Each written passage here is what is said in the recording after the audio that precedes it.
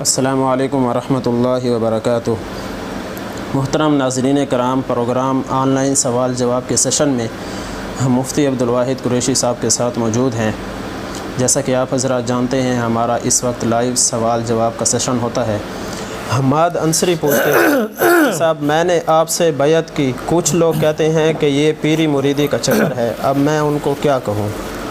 بیٹا آپ ان کو کچھ بھی نہ کہیں، ان کے لیے دعائیں خیر کرنا شروع کر دیں۔ ہر بندے کو جواب نہیں دیا جاتا۔ مشتاق، کچھ بندے اعتراضات کرنے کے لیے پوچھتے ہیں، خواہ سے چھیڑنے کے لیے پوچھتے ہیں۔ اس دن ایک آدمی نے مجھ سے ایسے قسم کے سوالات شروع فرما دیے، میں نے کہا جی مجھے پتہ نہیں، میں اس کو اچھی طرح نہیں جانتا، مجھے اس بارے میں اچھی طرح علم نہیں ہے، آپ اس بارے میں خود سمجھ جائیں، جزاکم اللہ۔ آپ کو نہیں پتہ؟ میں نے کہا بیٹا مجھے نہیں پتہ، میری یہ فیلڈ نہیں ہے، مجھے یہ پتہ نہیں ہے، یوں کیا کریں، ان سے جان چھڑا لیں، بہتر ہے۔ باقی میں کل جواب دے چکا ہوں، یہ کلپ آپ کے پاس یوٹیوب میں ہمارے چینل کے ذریعے مل جائے گا، آپ دیکھ لینا کہ یہ جو بیعت ہے یہ اپنی جان کی اصلاح ہے، اپنے نفس کی اصلاح کرنا واجب ہے، آپ نے کرنی ہے، لیکن اس کی اصلاح کے دو طریقے ہیں۔ بیعت کے ذریعے کس شیخ سے تعلق رکھیں، ایسے تعلق رکھیں، ایسے اصلاح ہوتی ہے تو ٹھیک ہے، پھر بیعت کی ضرورت نہیں ہے۔ بیعت کے ذریعے ہوتی ہے تو بیعت کر لیں، اس کے ہاتھ پر اس کو گناہ بتائیں، اپنی غلطیاں بتائیں تاکہ وہ آپ کو چھوڑنے کا طریقہ سمجھائے۔ بیعت کو یکسر فرض بھی ہم نہیں کہتے اور یکسر منع بھی ہم نہیں کہتے۔ فجعل بین ذالک سبیلا ہے، درمیانی راستہ ہے، اس کے ذریعے آپ اپنی جان کی اصلاح ضرور کریں گے، کیونکہ اپنے نفس کی اصلاح کرنا واجب ہے۔ اب کوئی مانتا ہے اس کی مرضی، نہیں مانتا اس کی مرضی، بحث مباحثہ، بحث برائے بحث کر کے لوگوں کے ساتھ ایسے پانی دی میدانی مارنا یہ ٹھیک نہیں ہے، اس سے آپ بچ جائیں۔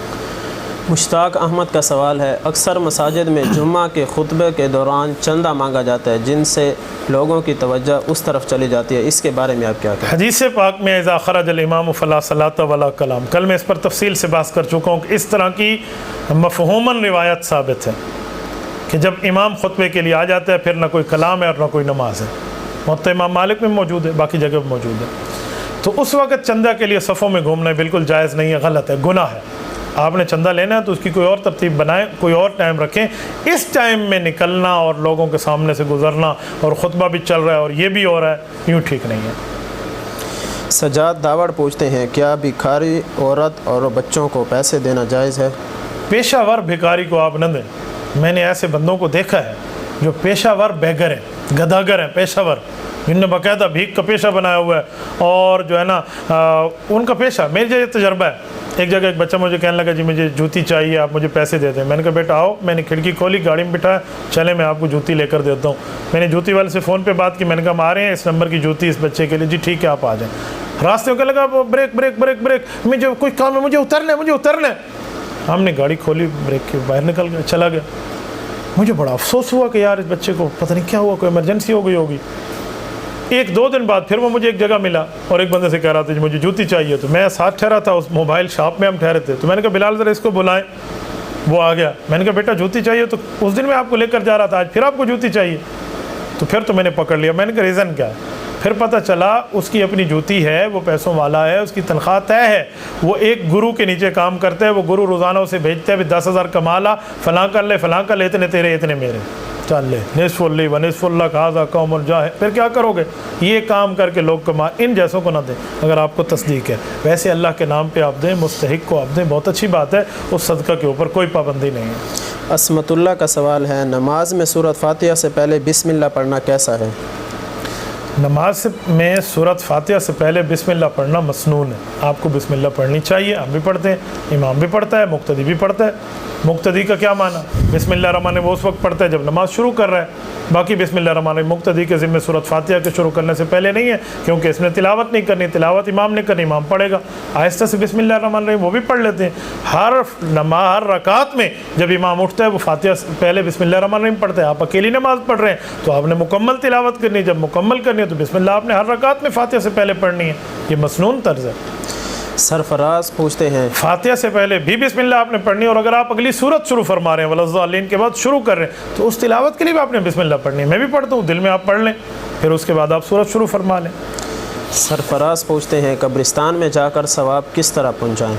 آپ قبرستان جائیں، سنت کے مطابق سلام کریں، السلام علیکم دار قوم مؤمنین، یہ پوری ترتیب سے آپ سلام کریں، انا انشاءاللہ بکم لاحقون، یہ آپ پڑھ کر جو بھی ہو آخری کل پڑھ لیں، آیت الکرسی پڑھ لیں، سورہ زلزال 2 بار پڑھ لیں، قل هو اللہ 3 بار پڑھ لیں، مکمل قرآن کریم کا ثواب مل جائے گا، آپ ان کو بخش دیں۔ صلی اللہ علیہ وسلم 20 مرتبہ پڑھ لیں، یہ آپ قبرستان والوں کو بخش دیں، صاحب قبر کو بخش دیں، اصحاب قبور کو بخش دیں، ان کی درجات کی بلندی کے لیے دعا کریں، میرے مولا ان کی مغفرت فرما، ان پر رحمت نازل فرما، اے اللہ ان کی سیئات سے درگزر فرما، حسنات کو قبول فرما، قبر کو جنت کا باغ بنا، کروٹ کروٹ جنت عطا فرما۔ یہ آپ جتنا پڑھیں گے ان کو اصال ہو جائے گا۔ تو ثواب کا معنی ہے نیکی کرو بدلہ خود لو، اصال ثواب کا معنی ہے نیکی کرو بدلہ دوسرے کو دو۔ تو آپ اس نیت سے پڑھیں کہ ان کا ثواب ان کو ملے تو بالکل یہ جائز ہے اور ان تک پہنچ جائے گا۔ عبد الرحمن پوچھتے ہیں میرا سوال یہ ہے کہ احمد عیسیٰ کون ہے اور اس کے عقائد کیا ہیں؟ کذاب ہے، نبوت کا جھوٹا مدعی ہے، 100% عقائد غلط ہیں، اللہ ان سے محفوظ فرمائے۔ محمد ایاز کا سوال ہے امام مہدی پیدا ہوں گے یا ان کا ظہور ہوگا؟ امام مہدی پیدا ہوں گے پھر ان کا ظہور ہوگا۔ امام مہدی کے والد کا نام عبداللہ، والدہ کا نام آمنہ، ان کا اپنا نام محمد ہوگا، یہ امام مہدی ہیں۔ مکہ مکرمہ میں تشریف لائیں گے مدینہ پاک سے، پیدا مدینہ میں ہوں گے، مکہ مکرمہ میں دوران طواف ان کو پہچانا جائے گا، اتنی سی بات ہے۔ وہ اس وقت ظاہر ہوں گے، اس ظاہر کا یہ معنی نہیں ہے کسی جگہ ظاہر ہوں گے، وہ یہاں پر موجود ہوں گے، پہچانے جائیں گے، یہ ظاہر کا معنی ہے انہوں نے پیدا ہونا ہے پھر پہچانے جانا ہے۔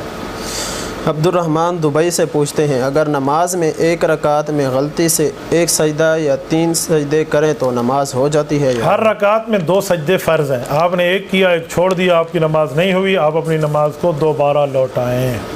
کاشف بھائی کا سوال ہے بلیک میجک سے کیسے بچا جا سکتا ہے؟ بلیک میجک جادو ہے، اس جادو سے بچنے کی ترتیبیں آپ اپنے ذہن میں رکھیں۔ جادو سے بچنے کے لیے صبح شام کی دعائیں آپ پڑھیں۔ حضرت مولانا طلحہ کاندلوی رحمۃ اللہ علیہ کی منزل موجود ہے، منزل جو دعائیں ملتی ہیں، چھوٹی سی پاکٹ بک سائز کی ایک جو ہے نا چھوٹی سی دعائیں ملتی ہیں، وہ آپ پاکٹ بک لے لیں، منزل ہے وہ صبح اور شام پڑھ لیں یا ایک دن میں پڑھ لیں۔ اس میں ساری وہ قرآن کریم کی آیات اکٹھی کر دی گئی ہیں جو جنات سے حفاظت، جادو سے حفاظت، حسد سے حفاظت، نظر بد سے حفاظت، وہ آپ پڑھ لیا کریں، آپ اس سے بچ جائیں گے۔ صبح شام کی دعاؤں کا اہتمام کریں تو کوئی ہپناٹائز، کوئی بلیک میجک، کوئی جادو، کوئی جو ہے نا آنکھ کا وہ کر دینا اور فلاں کر دینا، یہ آپ پہ نہیں ہوگا۔ ہاں آپ نے یہ چھوڑ دینا ہے تو پھر شیاطین آپ پہ غالب آئیں گے، اسی لیے مناسب ہے آپ یہ کام کریں۔ گھر جانے لگیں، گھر کا دروازہ بند کریں، کمرے کا دروازہ بند کریں، بسم اللہ الرحمن الرحیم پڑھ کے بند کریں۔ حدیث پاک میں ایک فرشتہ اس پر پہرہ دار بن جائے گا۔ اس کے بعد آپ سوتے ہوئے آیت الکرسی پڑھیں، پڑھ کے اس کو چاروں طرف پھونک کے کہیں میرے مولا ہوا کے فتنے سے، آگ کے فتنے سے، پانی کے فتنے سے، مٹی کے فتنے سے مجھے بچا لے۔ ہر طرح سے آپ بچے رہیں گے۔ جب آپ پڑھیں گے تو ہوگا نا، جب آپ نہیں پڑھیں گے تو پھر تو شیاطین نے آ کر گردن دبوچنی ہے نا۔ ضیاء الحق کا سوال ہے مسواک استعمال کرنے کا سنت طریقہ کیا ہے؟ دائیں ہاتھ میں ہونا چاہیے، کم از کم ایک بالشت ہونا چاہیے، یہ مسنون ہے، اور اس کو آپ نے آخری چھنگلی اس کے اوپر رکھنی ہے، باقی آپ نے انگوٹھے کے اور انگلیوں کی مدد سے آپ نے مسواک کرنا ہے، تالو پہ بھی کرنا ہے، دانتوں پہ بھی کرنا ہے، اور آپ نے اچھی طرح مسواک کرنا ہے۔ یہ مسواک سنت ہے، وہ استعمال ہوتی بالکل ایک مشت جتنی بچ جائے اس کے بعد اسے چھوڑ دیں، باقی مسواک آپ لے لیں۔ یہ آپ نے وضو کے وقت کرنا ہے، مسواک سنت ہے، بہت اچھی بات ہے، رسول اللہ سے اس کی تاکید ثابت ہے۔ طیب سفیان پوچھتے ہیں ٹیکسی ڈرائیور ہوں، کیا میں ٹیکسی میں نماز پڑھ سکتا ہوں؟ بیٹا ٹیکسی میں نماز نہیں ہوتی، آپ نماز باہر نکل کے کسی نہ کسی پلیٹ فارم پہ پڑھیں گے۔ نماز ٹیکسی میں کیا ہوتی ہے؟ جی میری نماز جا رہی تو میں آپ کی سواریاں جا رہی ہیں تو آپ دیکھیں نماز کا ٹائم ان کے ڈراپ کرنے سے پہلے نکل جائے گا، تو آپ ان کو کہہ کر نماز پڑھیں، اور وہ کہیں جی ہمیں پہلے پہنچاؤ، تو ان کی دنیا بنانے کے لیے اپنی آخرت برباد نہ کرنا، کک آؤٹ۔ آپ چلیں کسی اور جگہ میں جائیں، میں یہاں نماز پڑھ رہا ہوں، اللہ اکبر۔ یہ کیا بات ہے؟ کام سے مت کہو مجھے، نماز سے مت کہو مجھے کام کرنا ہے، تم کام سے کہو مجھے نماز پڑھنی ہے۔ عزیز الحق پوچھتے ہیں اگر داماد ساس کو یا سسر کو شہوت کی نگاہ سے دیکھتا ہو یا چومتا ہو، کیا اس سے نکاح پر کوئی فرق پڑتا ہے؟ داماد ساس کو شہوت کی نگاہ سے دیکھ کر چوم لیتا ہے، نکاح سے فارغ، التعبید حرام۔ اور سسر کو دیکھ کر 4 چمیاں بھی لے لے تو پھر بھی حرام نہیں ہوتا۔ سسر کا معاملہ اور ہے، ساس کا معاملہ اور ہے۔ حرمت مسارت پوری بات فرمایا کریں، اللہ آپ کو حج پہ لے جائے۔ عبد الرحمن کا سوال یہ تو اچھوبہ ہے زندگی میں، میرے پاس پہلی بار کوئی سسر کا سوال آ گیا۔ ہاں سسر اپنی بہو کو چھوئے وہ مسئلہ اور ہے، یہ تو وہ تو نکاح گیا پھر شہوتاً۔ تو یہ جو ہے داماد سسر کے ہاتھ کو چومنے پر یہ کوئی حرمت مسارت نہیں آتی۔ عبد الرحمن کا سوال ہے داخلی محراب اور خارجی محراب کا مطلب واضح فرما دیں۔ عبد الرحمن اس دن بھی میرے خیال میں سوال آپ نے کیا تھا، داخلی اور خارجی محراب کا معنی کچھ محرابیں مسجد سے باہر ہوتی ہیں، اور کچھ محراب مسجد کے اندر ہوتی ہے، یعنی آگے کر کے رکھ لیا وہ مسجد کا حصہ ہی نہیں سمجھتے، تو اس جگہ اعتکاف ٹوٹ جاتا ہے۔ یہ اصل میں مسئلہ یہ ہے کہ امام 100% محراب کے اندر ہو تو نماز یہ مکروہ ہے، غلط ہے۔ امام کے کم از کم پاؤں باہر ہونے چاہیے اور باہر ٹھہرے خیر سجدہ محراب میں کرے، پھر نماز جائز ہے۔ احسن علی کا سوال ہے، بدگمانی سے بچنے کا کوئی طریقہ بتا دیں۔ بیٹا بدگمانی سے بچنے کے لیے حسن ظن رکھنا شروع کر دیں۔ قرآن کریم کہتے ہیں سورۃ حجرات آیت نمبر 12 میں، یا ایھا الذین آمنوا اجتنبوا کثیرا من الظن ان بعض الظن اثم۔ قرآن کہتے ہیں آپ زیادہ بدگمانی سے بچیں کیونکہ زیادہ گمان سے بچیں کیونکہ بعض بدگمانیاں گناہ ہیں، بعض گمان گناہ ہے۔ میرے دوستو یہ بات سمجھو، یعنی کثرت ظن، یہ ایسے ہوگا، نہیں ایسے ہوگا، نہیں ایسے ہوگا، نہیں ایسے ہوگا، نہیں ایسے ہوگا، یہ جو آپ ظن کے چکر میں پڑ گئے ہیں، گمانوں کے چکر میں، بہت غلط ہے۔ ہر بندے کو حسن ظن سمجھا کرے۔ ہاں اس میں کوئی علامات ظاہر ہو گئی، کوئی پروف ہو گئی غلطی ہے، پھر اس کے لیے بدظنی کا مسئلہ اور ہے، لیکن ایک بندے کو دیکھ کر آپ حسن ظن رکھا کریں اور اللہ سے مانگا کریں، اللہ مجھے محفوظ فرما، اللہم انی اسألک الہدی والتقی والعفاف والغنی، یہ پڑھا کریں، انشاءاللہ تعالیٰ آپ ان معاملات سے بچ جائیں گے۔ محمد شمائل پوچھتے ہیں، اگر ہم نماز میں جماعت کے ساتھ مل جائیں لیکن 2 رکعت چھوٹ جائیں اور ان 2 رکعت میں کوئی غلطی ہو جائے تو کیا سجدہ سہو واجب ہوگا؟ شمائل بیٹا یہ بات ذہن میں رکھیں، اصولی بات، آپ نے امام کے ساتھ نماز پڑھنی ہے مکمل، جب تک آپ امام کی اقتداء میں ٹھہرے ہیں، آپ کی کوئی چھوٹی موٹی مسٹیک ہوئی ہے جس سے سجدہ سہو آتا ہے تو آپ پہ سجدہ سہو نہیں ہے کہ امام موجود ہے۔ امام نے سلام پھیرا ہے، آپ بقایا نماز دہرانے کے لیے کھڑے ہو گئے ہیں، اس دوران کوئی غلطی آئے گی جس سے سجدہ سہو آتے ہو، سجدہ سہو واجب ہے، آپ نے نہ کیا، نماز دوبارہ پڑھنی پڑے گی، یہ ذہن میں رکھنا۔ نمبر 2، سجدہ سہو کے لیے کون بندہ سلام پھیرے گا کون نہیں پھیرے گا، فقہ کی کتب میں فقہا نے اس پر بھی تفصیل دی ہے، ذرا ذہن میں رکھنا۔ جو بندہ نماز میں کچھ رکعتیں اس کی رہ گئی ہیں اور امام کے پیچھے نماز پڑھ رہا ہے اور اسے معلوم ہے کہ میری رکعتیں رہ گئی ہیں، جب امام سے غلطی ہوئی اور امام نے سجدہ سہو کا سلام پھیرا اور اس نے جس کی رکعتیں رہتی تھیں اس نے بھی سجدہ سہو کا سلام پھیر دیا، اس کو باوجود علم تھا کہ میری رکعت رہ گئی ہے، اس بندے کی نماز ختم ہو گئی۔ ہاں اس کو پتہ نہیں تھا کہ میری رکعتیں رہتی ہیں، یا ذہن میں نہیں تھا، یا بھولا ہوا تھا، یا اس وقت خاموش تھا، پھر اس نے بھولے سے پھیر دیا ہے، پھر اس کی نماز ہو جائے گی، پھر نہیں مسئلہ۔ اس لیے سجدہ سہو کا سلام یہ بندہ نہیں پھیرے گا جس کی رکعتیں رہتی ہیں، یہ یاد رکھنا۔ یہ صرف وہ سلام پھیرے گا، اس کے ساتھ صرف یہ 2 سجدے کرے گا، یہ 2 ایک طرف سلام اس نے امام کے ساتھ نہیں پھیرنا، ذرا غور سے مسئلہ سمجھ لینا۔ ارشاد محسود پوچھتے ہیں، ہاروت و ماروت کے بارے میں کچھ تفصیل سے بتا دیں۔ ہاروت اور ماروت 2 زمینی فرشتے ہیں، یہ رجال الغیب ہیں، جیسے خضر علیہ السلام کو بعض روایات میں علماء نے رجال الغیب سے تعبیر فرمایا ہے، ان کے ذمے تکوینیات ہیں۔ حضرت ہاروت اور حضرت ماروت یہ دونوں تشریف لائے ہیں، اللہ پاک نے ان کو بھیجا ہے۔ اس وقت کے لوگ معجزے اور جادو کو ایک چیز سمجھتے تھے، یہ آئے ہیں، انہوں نے سمجھایا ہے جادو یہ ہے، معجزہ یہ ہے، ان میں بنیادی ڈفرینس یہ ہے، ان میں معاملہ یہ ہے، ان میں فرق یہ ہے۔ لوگ ان سے جادو کا فرق سیکھتے، معجزے کا فرق سیکھتے۔ معجزے کے معاملے میں تو خدا کے ہاتھ میں تھا، اس کا تو ان کو کچھ نہیں ہو سکتا تھا کہ نبیوں کا معاملہ کیا ہوتا، تو یہ جادو پر عمل پیرا ہونا شروع ہو جاتے اور بین المرء و زوجہ، خاوند بیوی کے درمیان تفریق کرتے۔ وہ تو سمجھا رہے تھے جادو یہ ہے، معجزہ یہ ہے، انہوں نے اس سے سیکھ کے غلط کام پہ شروع کر دیا، تو اسی لیے گناہگار وہ فرشتے نہیں ہیں، گناہگار یہ شیاطین ہیں جو غلط کام کر رہے ہیں۔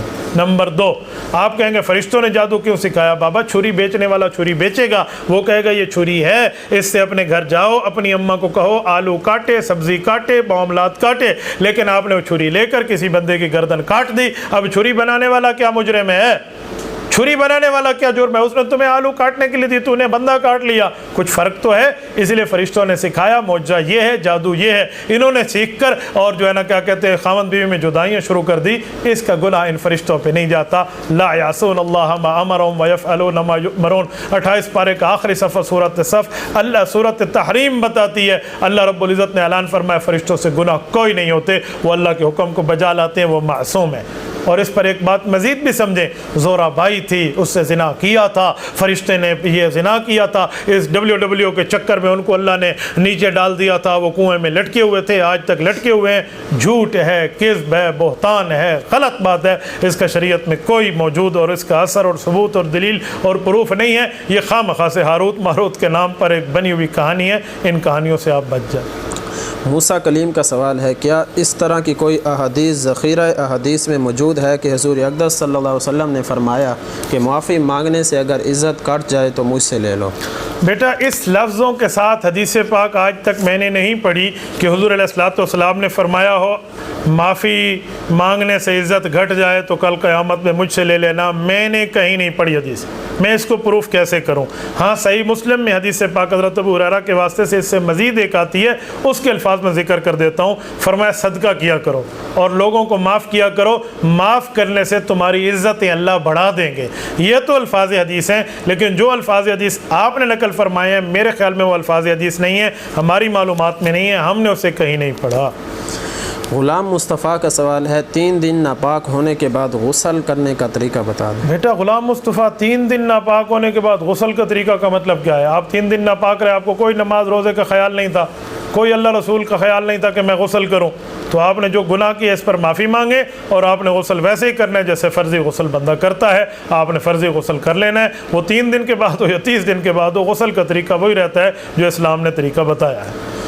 روز ظاہر پوچھتے ہیں مسائل سیکھنے کے لیے کون سی کتاب اچھی ہے؟ بیٹا مسائل سیکھنے کے لیے علماء کی زیر نگرانی پڑھیں، جو بھی پڑھیں، اور اگر آپ گریجویٹ ہیں اور آپ نے تعلیم حاصل کرنی ہے اسلامی تو علماء سے آپ اردو مسائل سیکھ سکتے ہیں، خصوصاً آپ کے مسائل اور ان کا حل حضرت مولانا یوسف الدھیانوی شہید رحمۃ اللہ علیہ کا جو تخریج شدہ ایڈیشن ابھی آیا ہے، یہ تو عالمگیری کی جو ہے نا کیا کہتے ہیں چھوٹی بہن بن گئی، اس پر اتنی تفصیل سے انہوں نے لکھ دیا ہے، آپ اس کے ذریعے ان سے پڑھنا شروع کر دیں، لیکن عالم کی زیر نگرانی، یہ نہ ہو 2 فتوی کتابیں پڑھ کے کل مفتی الکل بن جاؤ آپ، اور یہ اور وہ، یوں ٹھیک نہیں ہے بابا۔ اس طرح کوئی کہے حکمت سیکھنے کے لیے کون سی کتاب چاہیے، تو حکمت کی کتاب نہیں ملے گی، حکیم اور ڈاکٹر سے آپ زیر نگرانی پڑھیں گے تو علم دین بھی اتنا لاوارث نہیں ہے کہ 6 کتابیں سامنے رکھ کے آپ کہیں سے کہیں بن جائیں، آپ کو علماء کی زیر نگرانی پڑھنا ہوگا۔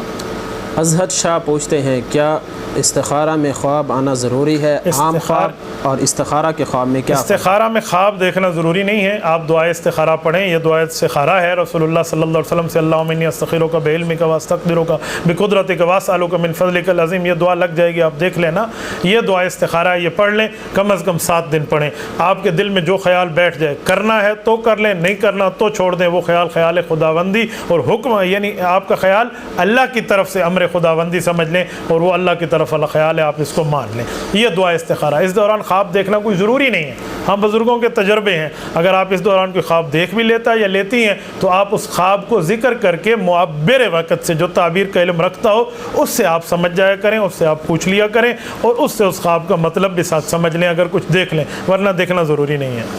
محمد عمر کا سوال ہے مفتی صاحب، ایک بندہ کہتا ہے کہ پہلے تھوڑی سی داڑھی رکھیں پھر تھوڑی سی ایسے بڑھائے رہیں اور سنت مکمل کر لیں گے، اور ایک بندہ کہتا ہے کہ میں جب بھی رکھوں گا مکمل رکھوں گا، ان دونوں میں سے کس کا موقف بہتر ہے اور اچھا طریقہ ہے؟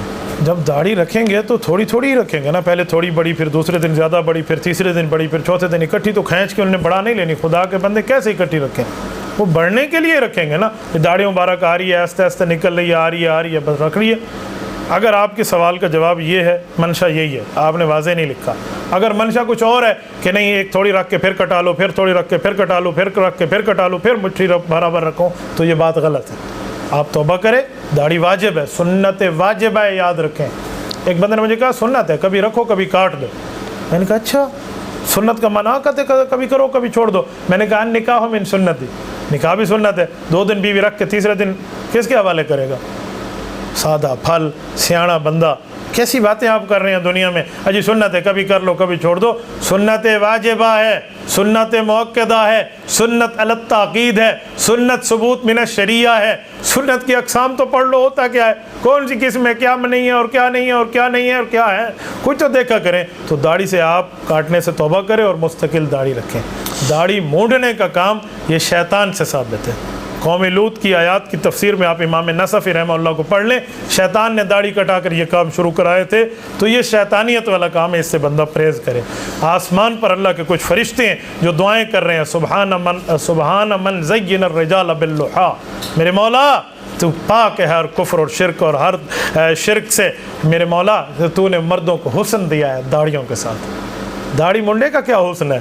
اوے داڑھی والے کے لیے تو انگلیاں کٹی تھی، یوسف علیہ السلام کی داڑھی تھی اور دیکھنے والیوں نے انگلیاں کٹا دی، مجھے دکھاؤ کسی داڑھی منڈے کے لیے کسی نے انگلی نہیں، اپنی ناخن بھی یوں تو کوئی زیادہ سا کاٹ لیا ہو، حسن داڑھی میں، اس لیے میرے پیارے پاک پیغمبر صلی اللہ علیہ وسلم سمیت تمام انبیاء حسین میں احسن ہیں، حسن میں احسن ہیں، جمالت میں اجمل ہیں، جمیل میں اجمل ہیں، کہاں سے کہاں ان کی خوبصورتی پہنچی، اور وہ ساری داڑھی والے تھے، انبیاء، اولیاء، اصفیاء، اتقیاء اور ائمہ اور اہل بیت کے سارے داڑھی والے تھے۔ تو ہمیں داڑھی مبارک رکھنی چاہیے، کم از کم ایک مٹھی رکھنی چاہیے۔ فیاض لوہار پوچھتے ہیں فجر کی نماز پڑھ کر سونا کیسا ہے، کیونکہ اکثر لوگ فجر کے بعد سو جاتے ہیں، اس کے بارے میں رہنمائی فرمائیں۔ بیٹا فجر کے بعد سونا مستقل طور پہ یہ مکروہ ہے، ہاں کوئی ضرورت ہو تو آپ سو سکتے ہیں، مثلا آپ سفر سے آئے ہیں، آپ کو نیند آ رہی ہے تو آپ صبح کی نماز کے پڑھ کے سو جائیں، پھر کوئی مسئلہ نہیں ہے، لیکن بلا ضرورت سونا یہ ٹھیک نہیں ہے۔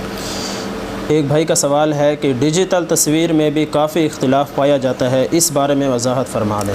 بیٹا ڈیجیٹل تصویر میں بھی اختلاف پایا جاتا ہے تو رائے دو ہے، کچھ نے اس کو حرام، کچھ نے اس کو حلال کہا ہے، دونوں رائے موجود ہیں۔ تو جب دونوں رائے موجود ہیں، جس رائے پہ آپ عمل کریں آپ مجیر ہیں، کوئی نہیں مسئلہ، آپ کو اجر ملے گا، آپ نے جس رائے پہ بھی عمل کرنا ہے، لیکن اس کو ضرورت کی حد تک رکھیں۔ ندیم ساغر کا سوال ہے لڑکے کا عقیقہ بکری سے ہو جاتا ہے؟ جی ایک بکری سے لڑکے کا عقیقہ ہو جاتا ہے، اگر دوسری بکری کے پیسے نہیں ہیں تو بس ایک سے ہی ہوگا، ورنہ 2 بکریاں ہونی چاہیے۔ جزاک اللہ خیر۔ اللہ تعالیٰ آپ کو خوش و خرم رکھے۔ وآخر دعوانا ان الحمد للہ رب العالمین۔